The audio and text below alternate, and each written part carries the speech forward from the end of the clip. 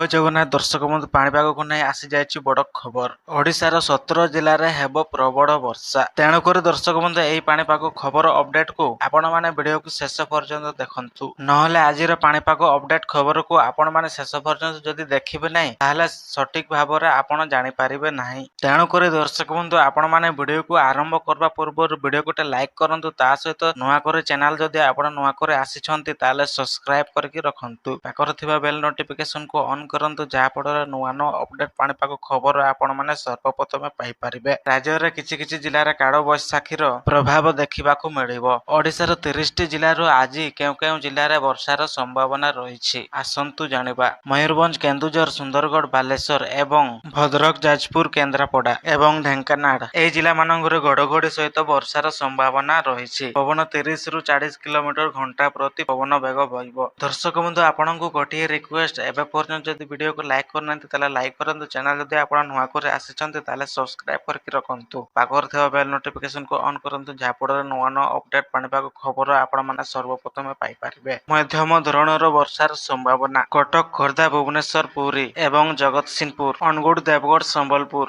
ଗଞ୍ଜାମ, ଗଜପତି, କୋରାପୁଟ, ରାୟଗଡ଼ା, କଳାହାଣ୍ଡି ଏବଂ ନୂଆପଡ଼ା ଏହି ଜିଲ୍ଲାମାନଙ୍କର ମୁଖ୍ୟତଃ ଶୁଖିଲା ରହିବ, କିନ୍ତୁ କିଛି କିଛି ସ୍ଥାନରେ ସ୍ୱଳ୍ପ ମଧ୍ୟମ ଧରଣର ବର୍ଷା ହେବାର ସମ୍ଭାବନା ଅଛି। ଦର୍ଶକ ବନ୍ଧୁ ଆଜିର ପାଣିପାଗ ଅପଡେଟକୁ ଆପଣମାନେ ନିଶ୍ଚିନ୍ତ ଭାବରେ ଭଲ ଲାଗିଥିବ। ଆଜିର ପାଣିପାଗ ଏଇଠି ସମାପ୍ତ କରୁଛି। ଭିଡ଼ିଓକୁ ଭଲ ଲାଗିଥିଲେ ଲାଇକ୍ କରନ୍ତୁ। ଚ୍ୟାନେଲ ଯଦି ଆପଣ ନୂଆ କରି ଆସିଛନ୍ତି ତାହେଲେ ସବସ୍କ୍ରାଇବ କରିକି ରଖନ୍ତୁ। ପାଖରେ ଥିବା ବେଲ ନୋଟିଫିକେସନକୁ ଅନ୍ କରନ୍ତୁ, ଯାହାଫଳରେ ନୂଆ ନୂଆ ଅପଡେଟ ପାଣିପାଗ ଖବର ଆପଣମାନେ ସର୍ବପ୍ରଥମେ ପାଇପାରିବେ। ଆଉ ନିଜ ବନ୍ଧୁମାନଙ୍କ ପାଖକୁ ନିହାତି ଭାବରେ ସେୟାର କରନ୍ତୁ, ଯିଏ ଆପଣଙ୍କର ଚାଷୀ ଭାଇ ଭଉଣୀ ମାନଙ୍କ ପାଖକୁ। ଆଜି ହେଉଛି ମାର୍ଚ୍ଚ 29 ତାରିଖ, ରବିବାର।